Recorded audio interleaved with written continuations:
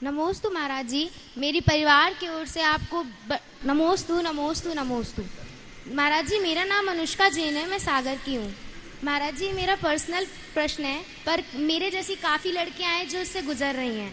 महाराज जी, जो सब ये केस लड़कियों के साथ हो रहा है, क्या ये जो अभी एक डॉक्टर के साथ हुआ था, तो इन सब के बाद अगर हम बाहर पढ़ने जाते हैं तो हमारे माता पिता का विश्वास और किरदार, मतलब हम कैसे जीत सकते हैं, वो उनके मन में फुल स्टॉप बन चुका है कि अब नहीं, आगे नहीं बढ़ाना, या मतलब सुरक्षित नहीं है आगे का एरिया। तो हम उनको कैसे विश्वास दिलाएं और बाकी हम सब कैसे सुरक्षित रहें। और इन सब का कारण लड़कियों पे क्यों वो आता है कि नहीं, अब तुम्हें नहीं करना, ये सब हो रहा है तो तुम रुक जाओ। देखो, ऐसा है, निश्चित ही बहुत दुर्भाग्यपूर्ण है कि स्वतंत्र भारत में भी ऐसे दिन देखने को मिलते हैं और इस तरह की क्रूर और विभत्स घटनाओं को देखने के बाद माता पिता का भयभीत होना स्वाभाविक है और वो किसी भी अर्थ में अपनी संतान का हित नहीं चाहती, वो उन्हें हर रूप में सुरक्षित देखना चाहती। इसलिए माँ बाप बहुत ज़्यादा चिंतित हो जाते हैं और फिर सोचते हैं ऐसी पढ़ाई से अच्छा है कि घर में बिठाल के हम रखें ताकि हमारी बेटी सुरक्षित तो रहे। आपका कहना है कि बेटों की अपेक्षा बेटियों के लिए क्यों किया जाता है? ऐसा इसलिए कहा जाता है क्योंकि बेटियां बेटों से ज़्यादा पूज्य मानी जाती हैं, बेटियों का मूल्य बेटों से ज़्यादा है, बेटियों को मंगल कहा जाता है, कन्या को सचित्त मंगल माना जाता है, इसलिए कन्या भोज कराया जाता है, बेटा भोज कहीं नहीं होता। समझ गए? और कन्या के कंधों पर 2 कुलों का दायित्व होता है, इसलिए कन्याओं को उभय कुल विवर्धनी कहा है। वो 2 कुलों को बढ़ाने वाली होती है, इसलिए कन्या का मूल्य और महत्व ज़्यादा होता है। तो जो ज़्यादा मूल्यवान है उनको संभाल के रखा जाता है, ज्वेलरी को ट्रेजरी में रखते हैं और झाड़ू को दरवाजे के ओंठ में। समझ गए?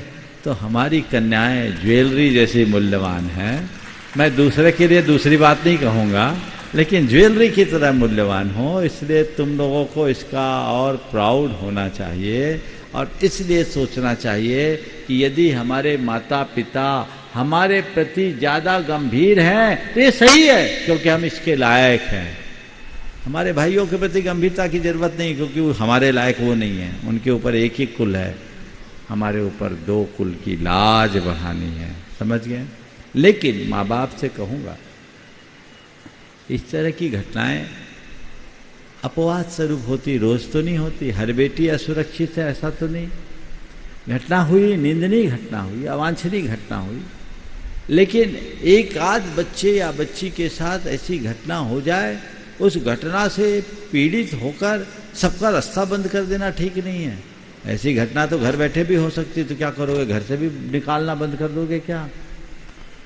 घटनाओं के प्रति जागरूकता रखो और बेटियों में इतना आत्मविश्वास जगाओ और उनके अंदर संस्कारों का और मर्यादाओं का पाठ पढ़ाओ।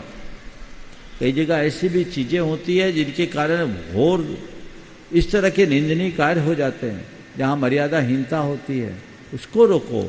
आजकल बेटियां हैं, रात के देर रात 2-2 बजे तक क्लबों और पार्टियों से आना, नशे की हालत में आना। मैं इस घटना से इसको नहीं जोड़ रहा, मुझे इस घटना की पूरी जानकारी भी नहीं, लेकिन अन्य चाहे बेटा हो या बेटी, इस तरह की जो मर्यादाहीनता है, नशे की आदत है, उस आदत पर लगाम लगाना जरूरी है। व्यक्तिगत स्तर पर, पारिवारिक स्तर पर, समाज के स्तर पर और शासन के स्तर पर, तभी समाज सुधर पाएगा। अन्यथा लोग चीखा चिल्ली करते रहेंगे, आंदोलन करते रहेंगे, पर हर 2, 5, 7 साल में एक निर्भया कांड होता रहेगा। होता है। कितने को फांसी पे चढ़ाओगे? इससे इसका अंत नहीं होने वाला। इसका अंत तभी होगा जब समाज की सोच बदलेगी। मुझे विनोबा जी की एक पंक्ति बहुत सार्थक दिख रही